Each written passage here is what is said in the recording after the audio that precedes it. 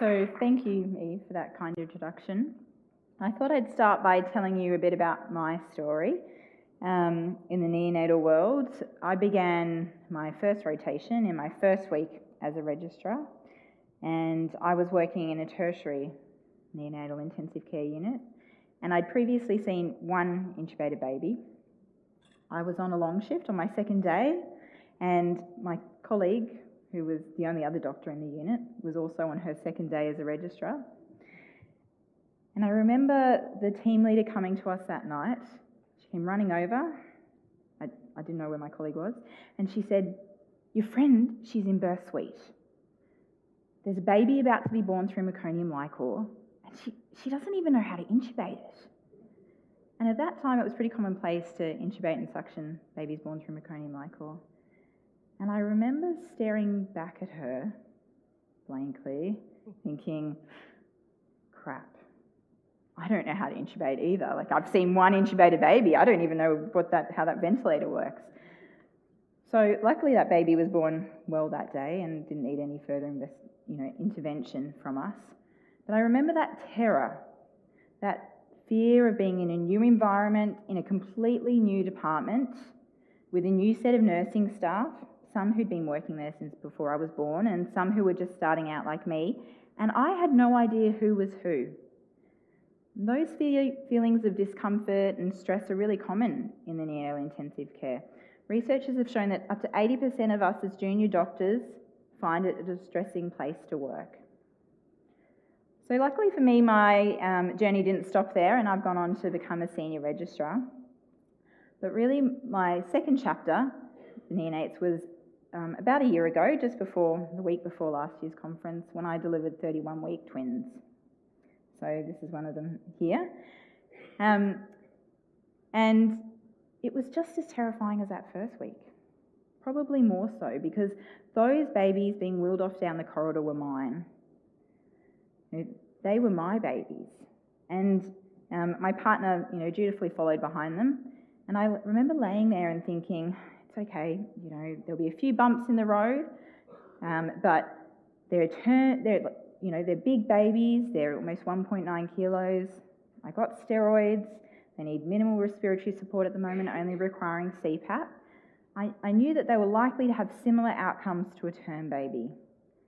And so I was there, playing this dual role of just being really terrified, but trying to switch on that rational part of my brain and just trying to work through the numbers and just, being rational.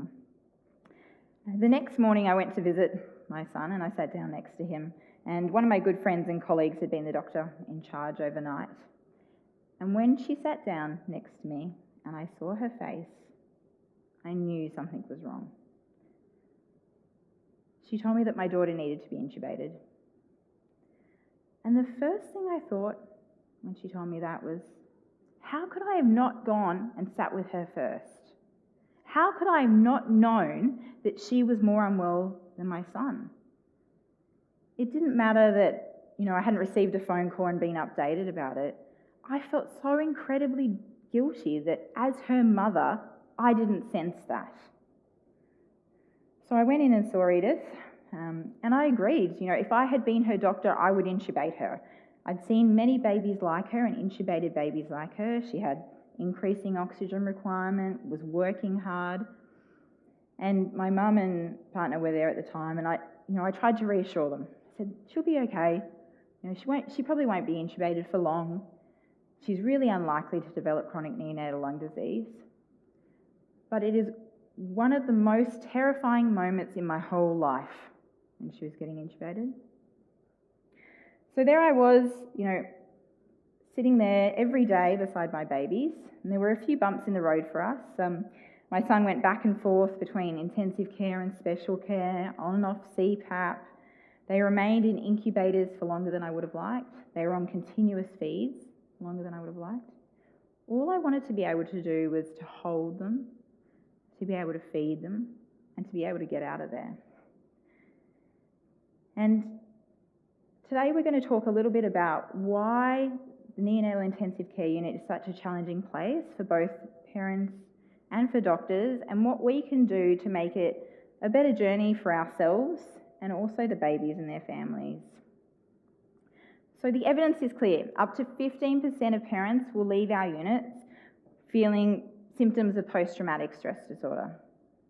And up to 80% of us will feel burnt out and traumatised after our rotation.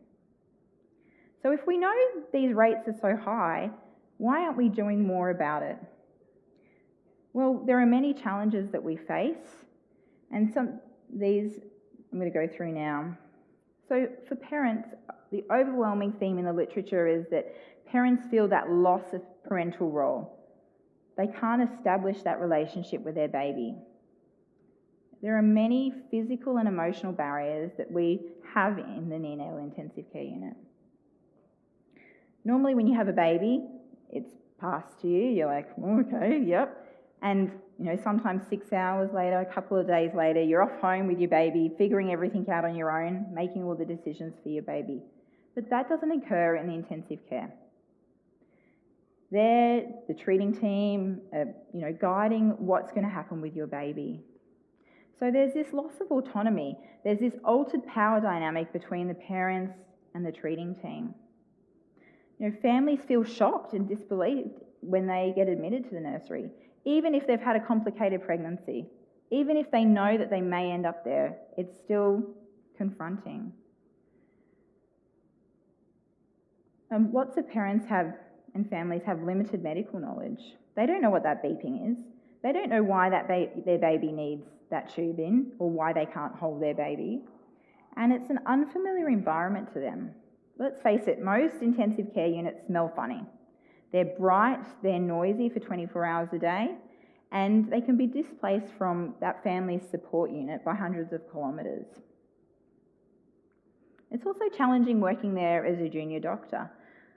So, most of us lack experience when we turn up for our first rotation. I was on my second day. That was my first ever rotation, as a registrar.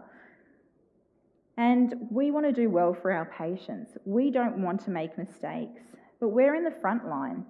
We're the people having conversations with parents, and we don't want to say the wrong thing.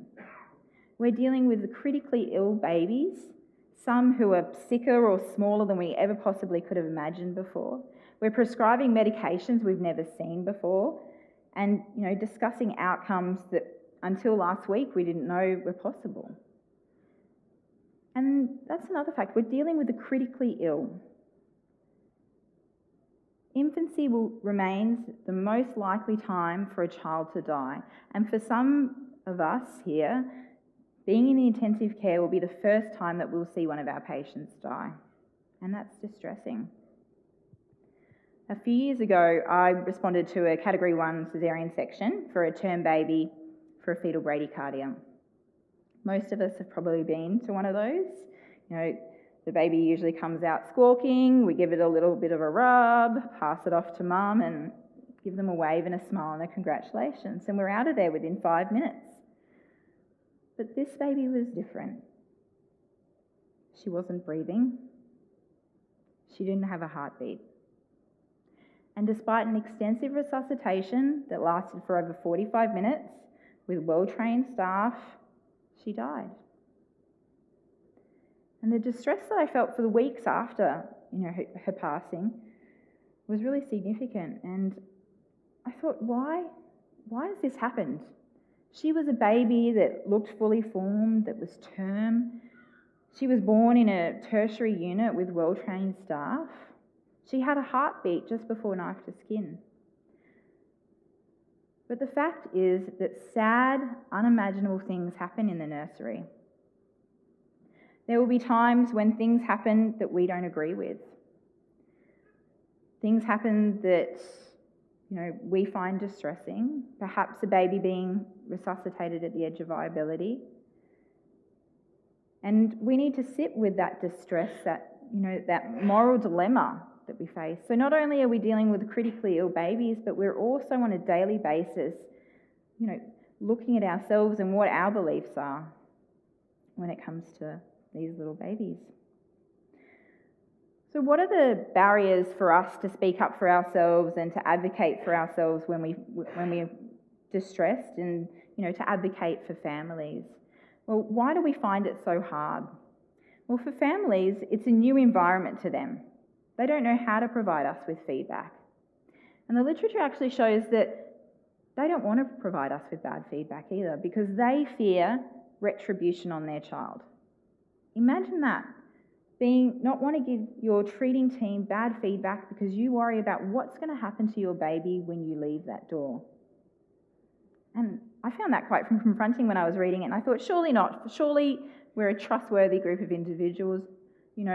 We can build relationships with families. And then I thought about it a little more, and I thought, I've been that person. Even though that's a comfortable environment for me, I've been the person that hasn't stopped a staff member who went and touched my baby without washing their hands. I've sat there quietly when a team member's come in and being clearly sick, coughing and spluttering everywhere, and I haven't said anything.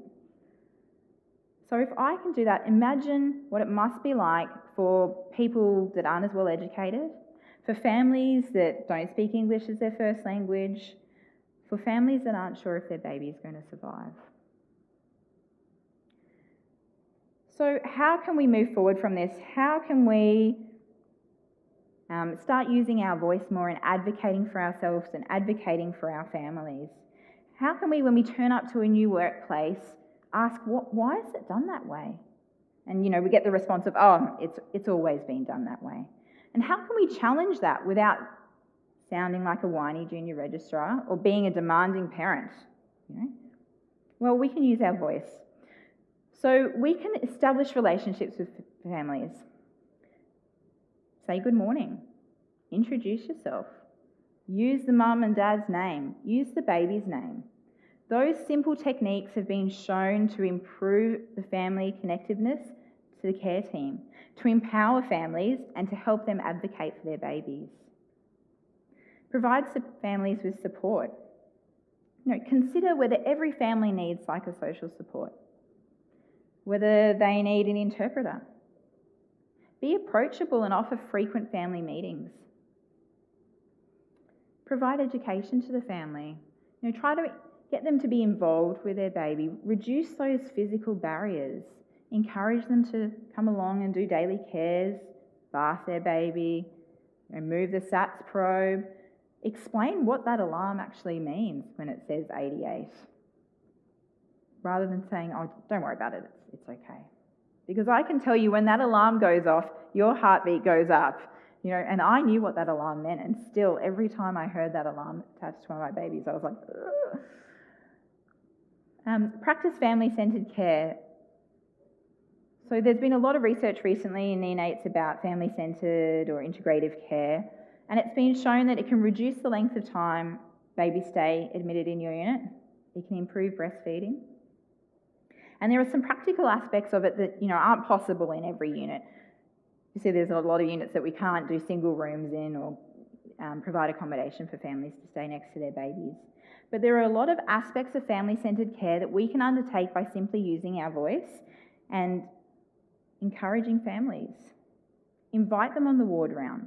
Ask their opinion about their baby. We must acknowledge that families will often sit by their baby's bedside for hours every day. They will develop an expertise about their baby. So value their opinion, value their concerns, and provide an opportunity for feedback for them. So what can we do for ourselves and our colleagues to improve our rotation? Well, providing opportunities for feedback is important for us too. When you're on ward rounds and deciding what type of ventilation to use or what type of antibiotics you're going to use, explain your thinking for that. Why has that occurred? Not only does it provide a good opportunity for teaching, but it also provides the opportunity to others to provide feedback for you. Provide protected teaching time and regular staff meetings, and validate your colleagues' concerns. A few years ago, actually, I was one of the first extremely prem deliveries I went to. One of my jobs there was to keep the wraps warm. So I had to keep them warm and open the Neo wrap in a sterile manner and pass it off to the midwife in theatre. And I'd never done that before. I'd never even seen a wrap before. What's this plastic thing? I was only new there. And I let the team know that, I feel a little bit uncomfortable about this. And the director was standing there with me, and he said, "Jasmine, don't worry. When I was a junior doctor, I wanted to keep the wraps really warm, so I held them really, really high, close to the heater, and they caught on fire. So if your wraps aren't on fire, you're doing a good job." So with that simple story, he validated my concerns. He said, it's all right to feel that way. So that's really important to do. You may not have those concerns anymore, but it's important that your junior staff and those around you may still be worried about things that you no longer are. Let's lead by example. If we're feeling distressed or uncomfortable about something that's occurring in the unit, be open with it. Express that. Ask for help from your colleagues. Ask for a mentor. Ask to debrief. Everybody, whether you're a junior, a resident, an intern, or a consultant, will feel discomfort at some point in the neonatal unit. So remember, the next time that you're in the intensive care, it's really common to have some distress. It's really common to feel uncomfortable there. Parents find it challenging, doctors find it challenging, but if we use the simple strategies of openly communicating about that, asking for support and supporting our colleagues, we can improve that. We can change the culture that exists there, and we can work towards having more positive journeys for all of our people, no matter how small. Thank you.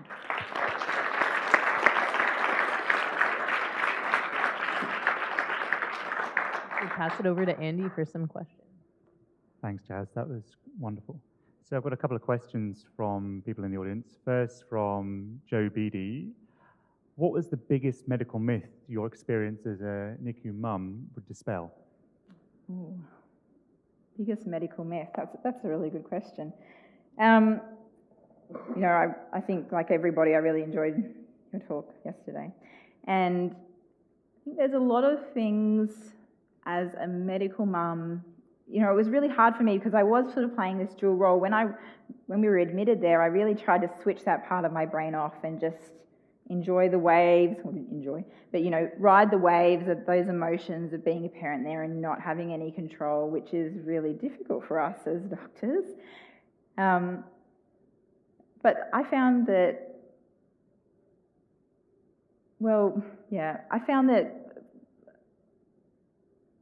the most challenging part and, the myths associated with it was that, as you very well alluded to, a lot of the time in neonates we're just rolling on what's best-ish practice, not necessarily a lot of evidence-based practice. And when you're on the other side of that, that doesn't feel that comforting. And I've got another question from some chap called Henry Goldstein. I don't know who he is. That chap. No conflict of interest to declare here. No. How can units better support parents away from the clinical space? That's a great question as well. But I think you guys have done it so beautifully, and I know in a lot of different units I've worked in, there are support groups available to families with varying success. As family members of somebody that's been admitted, I think it's important to ask people what they need, and as practitioners as well, it's all well and good to go in there and say, okay, have you got any questions? Do you want to be on the ward round? But some families find that really confronting. So it's important to ask that family what their specific needs are. They might not want to talk to social work. They might not want to sit down in the team room and have a cup of tea and talk to the other parents. I certainly found that really uncomfortable because often families then would ask me questions, and that kind of was a bit much for me at that time. So I think asking families what they need and going from there is important. Are there any additional questions from the floor for Jasmine?